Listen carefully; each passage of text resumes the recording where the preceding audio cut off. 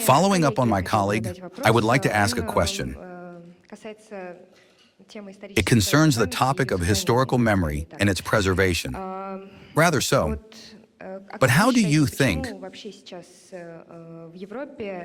Why is that in Europe now they so stubbornly avoid any mention specifically of the feats of Soviet soldiers, Soviet warriors? They even ban St. George ribbons. And taking into account the sentiments that currently exist in the West, do you think this will continue to worsen? Can Russia do something? The stronger Russia is, the faster this will come to naught. Firstly. Secondly, why is this happening at all? I believe that this is a manifestation, as strange as it may sound, of revanchism on the part of those very globalist Western elites whom I have already mentioned. We shouldn't mention them at night, but it is already late. What do I mean? After all, I have already said, and we all know this, that everyone counted on a rapid collapse of Russia.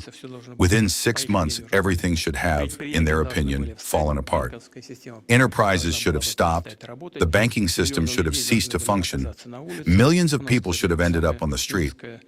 By the way, we have the lowest unemployment of all the G20 countries, 2.2% still. And everyone counted on biting something off from Russia, grabbing something, excuse the simplicity of the expression. Why did Finland join NATO? Did we have some kind of territorial disputes with Finland? No. Everything was settled long ago, nothing is needed, and the leadership of Finland understood this perfectly well. Why go into NATO then, in the hope that everything here would collapse, and they would be right there to go snap, snap? Now they are already building a border there along the Sestra River. I would make a certain gesture and say a few things, but since I am originally from the cultural capital, I will refrain. I think that to a significant extent, what is happening is dictated precisely by considerations of this kind. But now when the understanding comes that everything is not so simple, that problems are arising, that overcoming them is quite difficult, and it is better to seek ways to resume normal relations, it is better to move towards some kind of agreements, mutually acceptable agreements.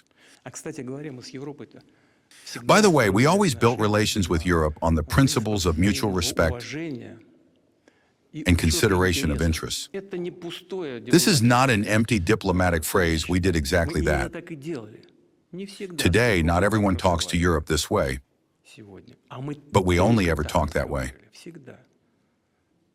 However, this seemed to be not enough. Well, I hope that the realization that this was an erroneous position